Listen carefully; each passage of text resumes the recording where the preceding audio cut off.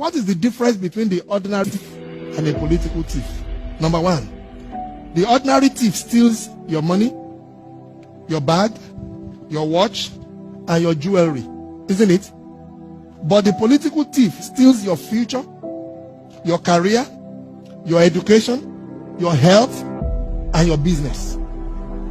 Number two, the hilarious part is that the ordinary thief will choose whom to rob. But you are the one who choose the political thief to rob you. Because we choose them. We vote them. We blindly say we are not blind. Who is deceiving who? The ridiculous part of the whole issue is that we will fight to defend and protect our belongings from the ordinary thief. Is it not? But we fight each other to defend and protect the political thief. Is that not what we do?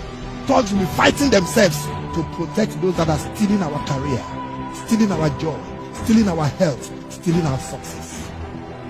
What a shame. What a travesty. Calls for us to think and think deep.